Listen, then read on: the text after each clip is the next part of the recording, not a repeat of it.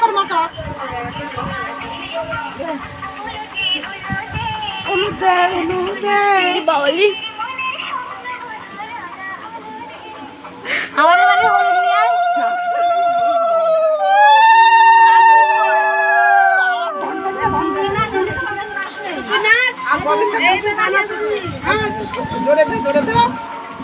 আরে জোর নেই এখানে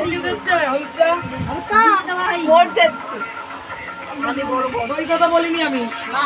সাতজন না তিনজন সেজন নাম দিচ্ছি